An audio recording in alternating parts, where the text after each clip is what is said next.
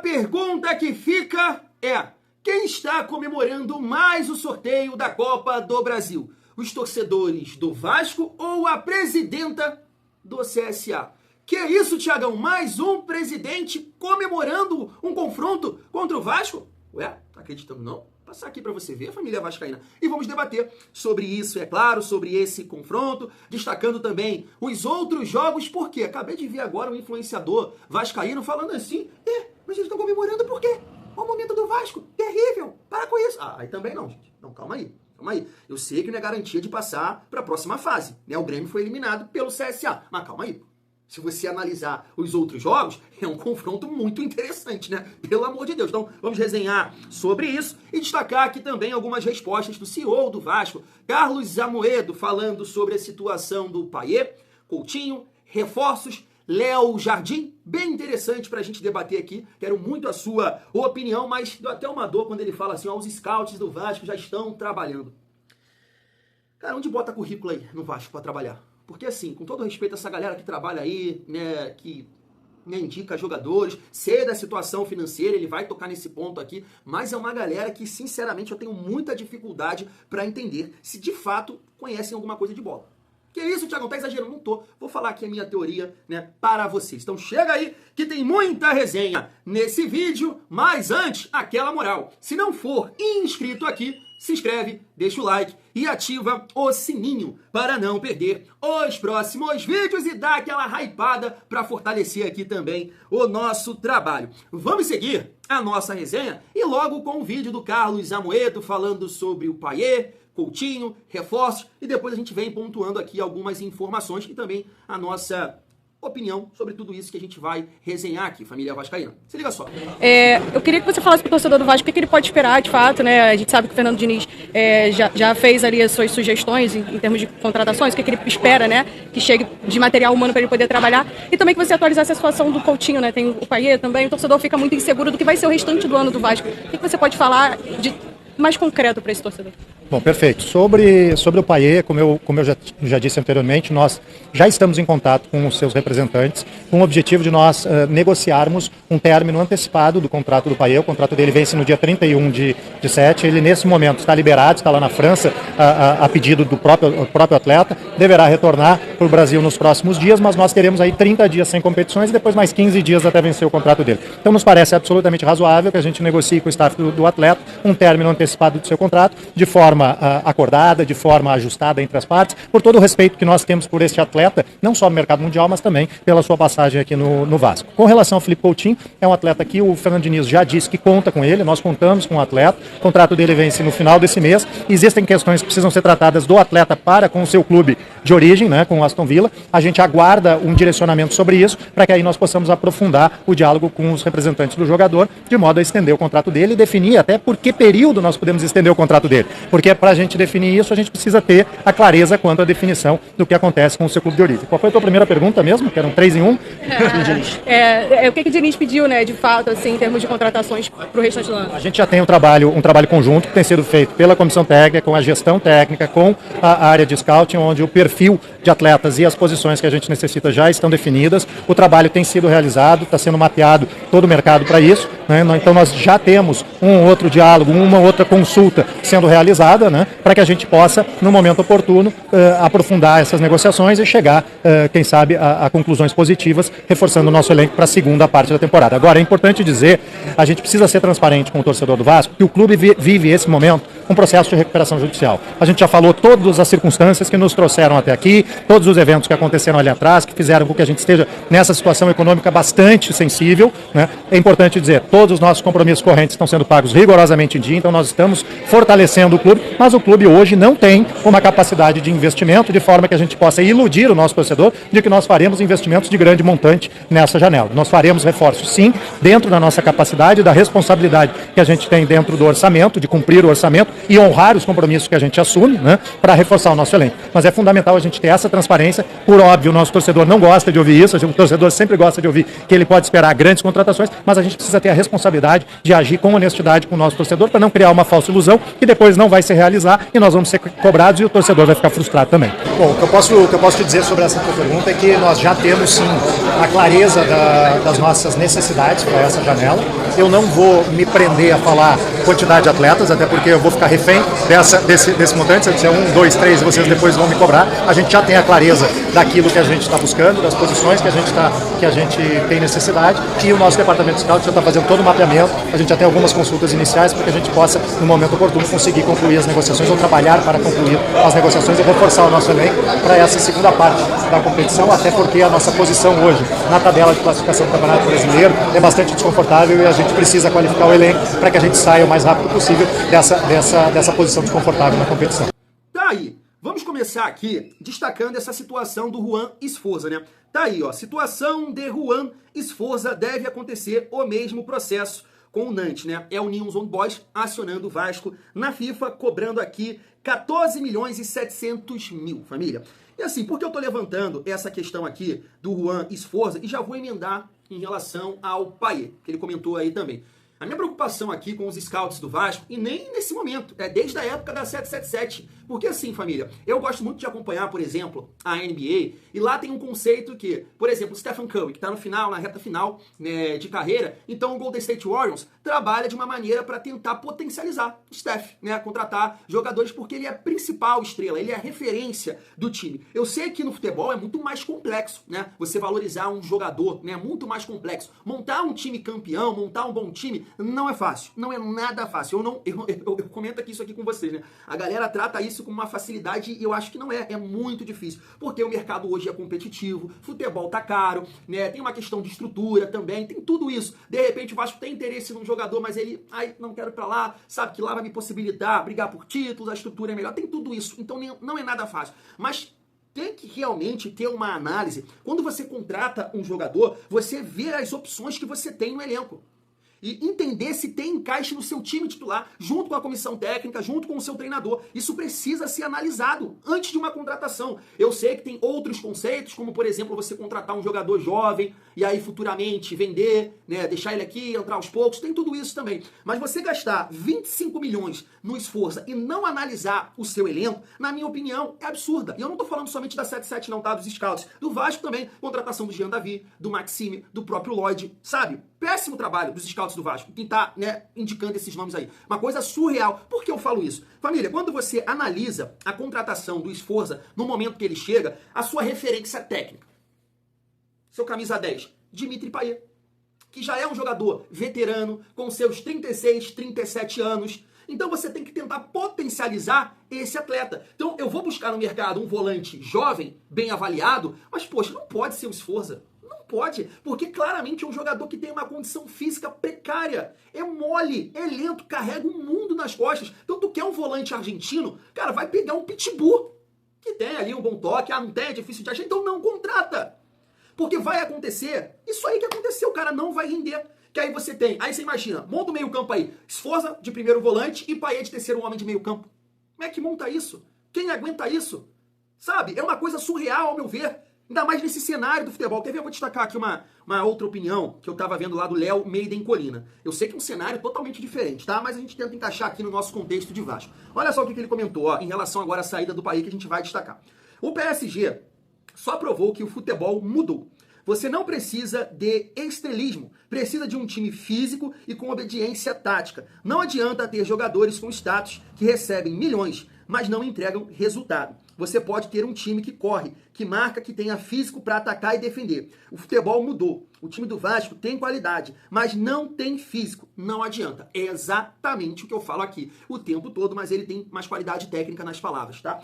Exatamente isso. Claro que num outro contexto, né, quando você vai analisar aqui o time do PSG, conta com dois laterais que, meu Deus do céu, Hakimi e aquele Nuno Mendes, eles correm igual uma notícia ruim, né? Aí tem uma zaga com uma boa mobilidade, um meio campo muito qualificado, né? Aquele Vitinha, João Neves, Fabian Ruiz, muita bola. E os três jogadores de frente, além de muito recurso, né, muita qualidade técnica, tem muita força física. Então aí é difícil, tá? É difícil o Vasco contratar esse tipo de jogador, porque esse tipo de jogador com uma boa condição física, saúde e uma boa técnica é muito caro.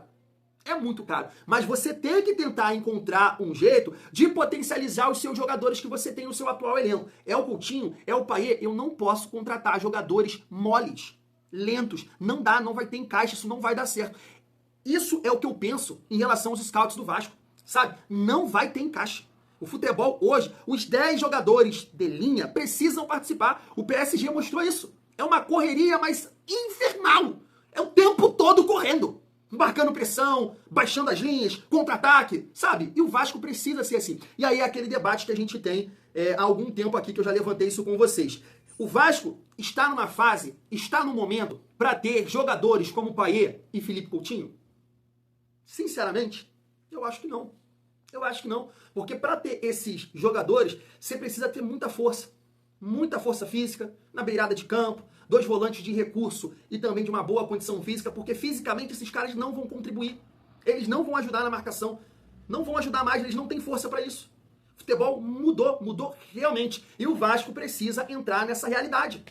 O Vasco precisa entrar nessa realidade. Por isso que eu estou sendo chato aqui. Coutinho e Verratti é aquele debate com Payet e Coutinho. Não dá mais. Não dá. Vai por mim. Vai por mim. Beleza, o Diniz é o treinador que pode encaixar isso aí, futuramente, aí agora tendo trabalho, dá certo? Pode até dar certo. Em alguns jogos pode dar certo. Agora, em outros jogos, principalmente fora de casa, que você não consegue ter o domínio da partida, né, o adversário acaba mandando um pouco mais, o Vasco vai ter sempre dificuldade. Sempre dificuldade. Porque tem 2 jogadores que são lentos, que contribuem pouco na marcação. Faz só aquele migué ali de preencher o espaço, e aí não pode. Não pode. Você tem que ter uma explosão para dividir, para ganhar uma dividida, você tem que ter velocidade para fazer uma cobertura. Coutinho e Verratti, praticamente, eles não ganham duelos.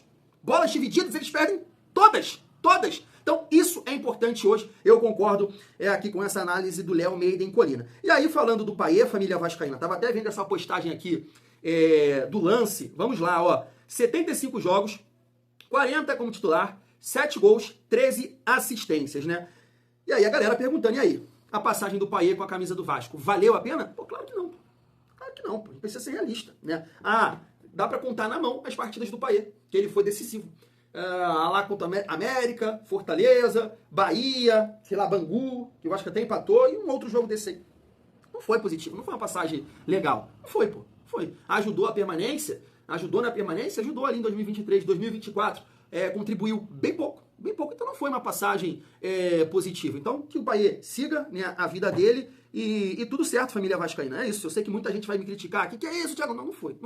Assim como a do Felipe Coutinho não está sendo. Né? Passei muito pano aqui para o Felipe Coutinho, mas não está sendo uma passagem positiva, ele não consegue entregar. Pontuei a questão física, pontuei a questão dos companheiros, pontuei a questão do treinador, e agora? Qual vai ser a desculpa? Não consegue produzir. Agora, é o que eu tô aqui nessa resenha falando com vocês, por exemplo, eu entendo, se você botar um Felipe Coutinho, porque eu acho que o Abel não gosta do estilo dele assim, né? O Abel gosta de todo mundo ajudando e tudo mais. Mas eu acho que se botar um Felipe Coutinho, por exemplo, no Palmeiras, como terceiro homem de meio campo, 2 volantes ali que tem uma boa condição física, e os pontas, aquele Facundo Torres corre bem, Estevão que corre bem e o Vitor Roque na frente. O Coutinho vai render. O Coutinho vai render. Porque aí ele vai conseguir fazer o que ele sabe, que é distribuir, né? Ser o maestro do time. No Vasco ele não tem essa condição. Não tem, então ele não está conseguindo render, por isso que eu falo, é ele ou o Verratti, os dois juntos, na minha opinião, não dá. Em relação à renovação aí do Felipe Coutinho, que ele também falou sobre isso, a família vascaína, foi o que eu disse, por 1.700.000, por 1,5 milhão, não vale a pena. Não vale a pena, não está valendo a pena. O Vasco, para pagar isso para um jogador, esse jogador ele precisa garantir pontos. Esse jogador ele precisa garantir, né, passar de fase, como o Léo Jardim, o Verratti em alguns momentos. O Coutinho não faz isso. Debati aqui com vocês a questão do jogo contra o Fluminense, que ele não jogou. E aí veio logo depois a partida contra o Melgar. Ou seja, um 3-0, uma partida terrível. O que apareceu de gente falando aqui? Tá maluco, Thiagão? O Coutinho faz falta, ele é o pensador do time. Vem a partida contra o RB Bragantino. O que acontece? Nada. Não produz nada. Não produz nada. A gente não pode pegar o nosso amor pelo Felipe Coutinho e esquecer que o time do Melgar não marcava ninguém. Sem obediência tática nenhuma. Aí pegou um time mais organizado e físico, não produziu nada. Nada, o Coutinho não produziu nada. Então, 1,5 milhão, 1.700.000, na minha opinião, não vale. Se aceitar reduzir, né, esse valor, aí beleza, é um outro papo. Por esse valor, eu acho que não vale. Não vale de forma nenhuma. O que vai fazer ser o Felipe Coutinho? Um time mais operário, meu irmão. Contrata um jogador que corra aí, né, que ajude, um time mais operário, sei lá, 3 volantes, estrela, faz o que for. Mas por esse valor, não vale. Um clube que está em recuperação judicial, tem uma folha alta, tem que honrar com esses compromissos aí, não pode se dar ao luxo de pagar 1.700.000 para o jogador, sendo que esse jogador não garante pontos e não garante passar de fase. Contra o Melgar, ele fez isso. Botou o jogo no bolso. Fez um golaço e deu uma assistência. Agora, depois disso aí, nunca mais apareceu. Nunca mais apareceu. Então a gente precisa ser sincero, mesmo eu fazendo parte aqui do grupo de passadores de pano do Felipe Coutinho. Família, seguindo aqui a nossa resenha, antes de destacar essa questão dos reforços, falar sobre o Léo Jardim. Tá aí, ó, aspas pro Carlos Amoedo. Temos um diálogo permanente com ele. Não só com o staff, mas com o jogador. Semana passada, oferecemos uma proposta muito justa pelo atleta, que o torna um dos jogadores mais bem remunerados do elenco do Vasco. Esperamos que possamos concluir essas negociações muito em breve com uma solução saudável para todos. Então, tá aí também sobre o goleiro Léo Jardim. Já falei bastante aqui, né, sobre isso. Não adianta nem a gente estender aqui o assunto, porque é aguardar, né? Foram 4 ou 5 propostas já e, né, não consegue caminhar. Outro dia eu destaquei aqui uma informação da Atenção Vascaínos, eu acho, né, que ele disse que é bem provável do Léo Jardim aceitar essa última proposta. O Vasco só teria que acertar alguma coisa com o empresário dele, né? Uma coisa nesse sentido. Eu torço muito para que o Léo Jardim, né, possa ficar. Aquele papo que a gente teve aqui de reformulação, de alguns jogadores saírem do Vasco, né, porque é um elenco que conta com atletas que vem entregando ali, né, um vexame por ano, 2 vexames por ano, né, 23, 24, esse ano já bateu a cota também. Eu acho que o Léo Jardim ele não se encontra nessa reformulação. Ele tem que ficar porque é um excelente goleiro. Hoje é um dos melhores goleiros do Brasil. A gente pode bater no peito e dizer, o Vasco tem um dos 3 melhores goleiros do Brasil. Então, tem que ficar, né, família vascaína. Em relação a reforços, é tudo isso que eu falei aqui, né, família vascaína. Ele já pontuou ali que o Vasco tem uma dificuldade financeira, não vai chegar grandes nomes, mas a avaliação do jogador ou dos jogadores que chegarem no Vasco precisa ser essa: jogador com saúde. Jogador com saúde. Ah, o jogador é bom tecnicamente, mas é mole, é lento. Não! Pelo amor de Deus, está todo mundo enxergando isso, que esse time é o time mais mole do Campeonato Brasileiro. E eu não estou falando de comprometimento, de vontade, nada disso. Estou falando de característica dos atletas do Vasco. É o time mais mole do Brasileirão. A gente tem que mudar essa realidade. Tem que mudar o perfil de contratação. Chega! Chega de jogador mole, chega de jogador bunda cansada, pelo amor de Deus! É muita moleza para um time só. Muita moleza. Então é isso. Vamos ver o que vai acontecer aí. Que esses scouts do Vasco, né, Deus possa iluminar a vida deles, indicarem jogadores que possam ajudar a família vascaína. E aí a gente chega aqui na reta final do nosso vídeo para a gente destacar, né, o sorteio da Copa do Brasil, que foi muito generoso, né, com o Vasco. Eu gostaria aqui de analisar com vocês, né, os confrontos. Está aí, né, São Paulo contra Atlético Paranaense. É claro que o São Paulo é o favorito. O Atlético Paranaense está tendo um momento difícil na Série B. Me parece que o Odair Helma até, né, já conseguiu alguns resultados lá, mas São Paulo é muito favorito. Galo e Flamengo não dá para negar, o Flamengo é o favorito. Bahia e Retrô, claro que é o Bahia. Aqui um confronto, né, muito equilibrado, Fluminense e Internacional, mas nos últimos duelos aí o Flucê está sempre levando, né, melhor sobre o Inter. CRB e Cruzeiro, CSA e Vasco, Corinthians e Palmeiras, jogo muito difícil, e Botafogo e RB Bragantino, um outro confronto muito complicado. Se na outra fase, né, na fase anterior que o Vasco pegou o Operário, o Vasco teve o segundo, terceiro confronto mais complicado, né, só ficou atrás ali de Palmeiras e Ceará, não dá para negar que esse é o confronto do Vasco e do Bahia, né?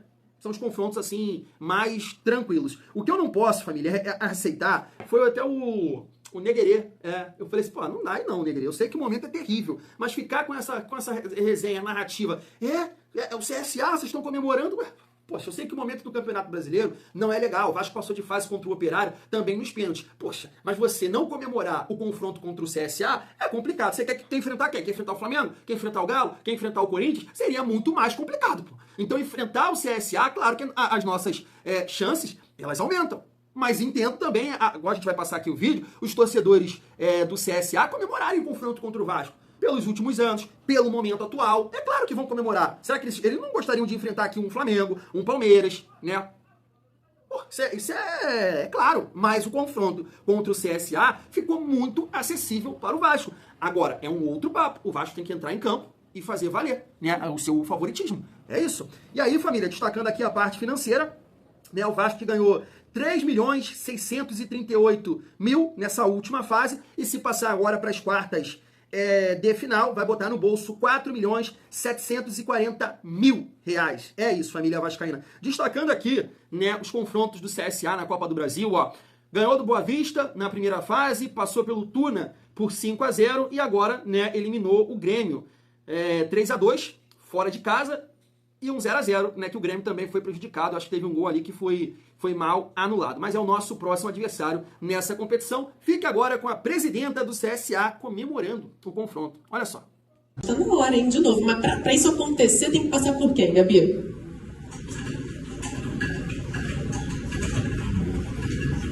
CSA que eliminou o Grêmio na fase anterior. Vasco da Gama, confronto 6, formado com CSA e Vasco da Gama, que foi campeão da Copa do Brasil. Vasco, Piton, João Vitor, entre outros. Sabe?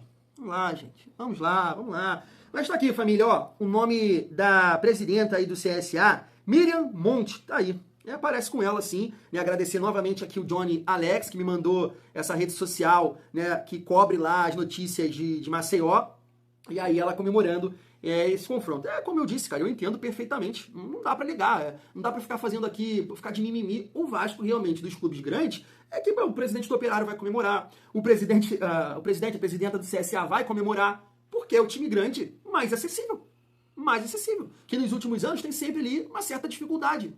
É isso, é uma realidade. Agora, cabe, né, os jogadores do Vasco, que representam a instituição nesse momento, mudar essa realidade. Porque o time do CSA olha para o confronto, por exemplo, Vasco contra Puerto Cabello, o CSA, claro que vai sonhar, gente. É claro que a presidenta vai comemorar. Tomamos de 4 para um time de pelada. Para um time de pelada da Venezuela. Com certeza o CSA, né, na terceira divisão, inclusive está jogando hoje, está ganhando, São Bernardo. Vai pegar o Puerto Cabello e vai jogar melhor que o Vasco lá, por exemplo. Vai ser jogo pau a pau. Então é evidente que isso vai acontecer. Agora, como eu disse, vamos mudar essa realidade. O Vasco tem obrigação de estar nas quartas da Copa do Brasil. Obrigação. Então o dia de hoje, né, foi, eu acho até que positivo. O Vasco passando do Independente Del Valle, pega o Mushuc Runa e agora, né, tem esse confronto aí contra o CSA. Família, fui!